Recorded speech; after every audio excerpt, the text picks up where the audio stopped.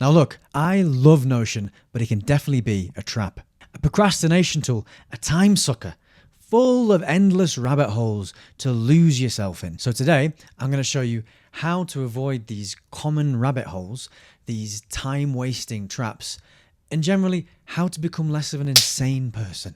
Now, from literally hundreds of hours of using Notion, I've come up with 5 tips that are going to help keep you on track and keep you productive. So by the end of the video, you're going to be jumping over these Notion rabbit holes and finding that deep work state, that fabled flow state that we're all after. Sound good? Let's go. Let's go. Now I'm guessing because you clicked on this video, you know what I'm talking about. I see you. You're probably like me. You've been messing around with properties here. You've been redesigning the homepage there for the 7th time. You've been finding yourself wondering, maybe this text is better in blue, or maybe it's better in red, or actually no, purple is the best color. Finally, I feel great. I settled on something today. And then 2 hours pass and you realize, oh my gosh, I have not done anything today and my house is on fire. Notion does this to you, right? It's amazing, but it definitely tweaks something in your brain that definitely can send you a bit mad if you're not careful. So let's crush the demon of procrastination together and jump in to tip 1. Let's go. Tip number 1, go Zen mode.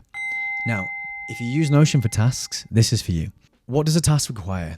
It requires focus. It requires minimalism, 0 distractions. I found that Notion presents to you in its UI a whole host of different possible areas where you can get pulled into. Like if you can see the properties on a task, for example, I find that I want to just mess around with them. I want to change the icon. I want to add a new relation. I'll start thinking of other things to do and architecture in my Notion workspace. It's not good. So what Zen mode is essentially a task area for yourself with the least amount of distractions possible in the Notion app. All right, let's set up Zen mode. So we're going to go into our tasks. Let's go over here to the right and we're going to make a new template. We're going to call it Zen Boy. And all you need to do, page, pretty simple. We're going to go inside. We're going to call it Zen mode. We are going to add a nice cover. Let's make a Zen-y cover. Beautiful, beautiful. There we go. Then we just come back. And then every time we come into this template, let's set that as the default. Let's set Zen Boy as the default. Set as a default for all tasks. And then we're going to make a new one. I'm going to call it I want to focus. And then we're going to open this up. And then look at this. I can just go into here. And I'm ready to focus. Oh yeah. Tip number 2. Use toggles to hide things from your greedy little brain. In today's digital age, managing your information inputs is essential. And you need to kind of gatekeep your brain's bandwidth as much as possible. On a dashboard, for example, you want to just hide things that you don't feel are necessary. Just hide it. Hide things from yourself to starve your greedy little brain. Tip number 3. Now this one's a little bit strange for a Notion video, but here's what I'm going to suggest. Don't do your tasks in Notion.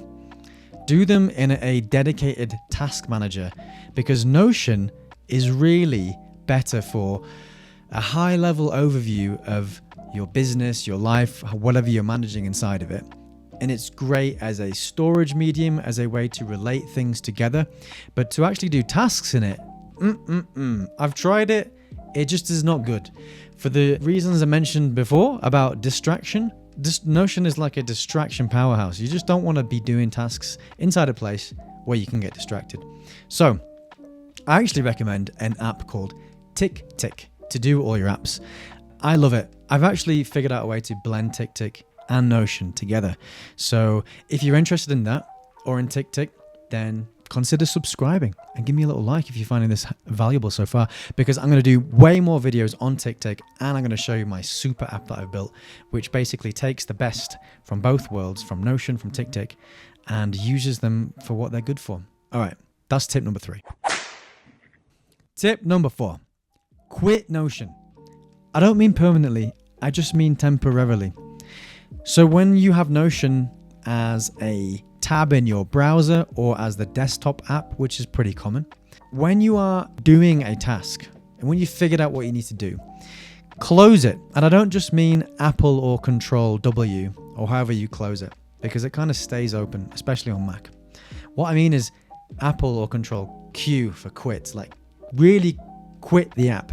That's a tip that I use all the time. I just quit it. I just quit Notion and I reopen it whenever I need it again, rather than keeping it open or, God forbid, actually open on a window all day. Not good. Tip number 5. Style later, not during. Now, Notion has a bunch of nice styling options, right? Columns, background colors, callouts, bullets, all these fancy dancy, wancy pantsy things. Now, I would say that in most pages, you're either falling into 2 different camps.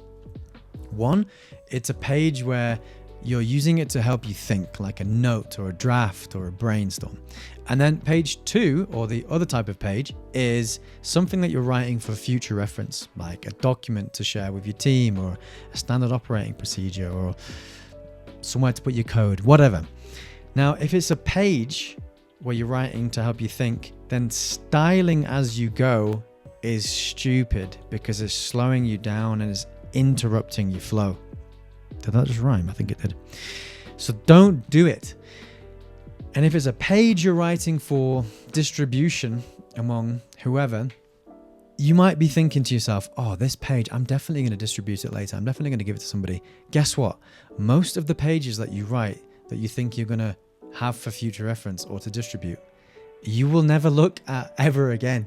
That is just the harsh reality of creating ephemeral documents in note-taking apps. So what I recommend is write it, don't style it. And then if you find yourself coming back to that document more than twice, then start to style it, because now it's becoming a usable asset. It's not ephemeral anymore. It's becoming made out of stone. So style later, not during. Got it? Number 6, or I should call it bonus tip 1. Close the frickin' sidebar. I see so many people with their Notion app open and the sidebar is open.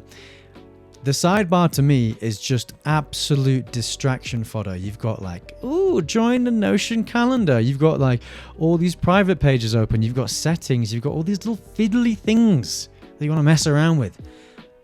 Cut it, slide it out of the frame, and make sure that you're just always on the page that you need to be on. This is a huge one for me. You're all probably realizing how insane I am, but hopefully some of you are as insane as me and these tips will help you out. Okay, guys, thank you for staying with me until the end. Arigatou gozaimasu ka.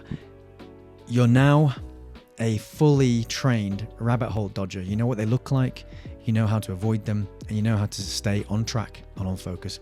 Now look, ever since I've been applying these own techniques and tricks to my Notion daily workflow, I've just found way more clarity, way more ease in getting into the zone, into the flow state.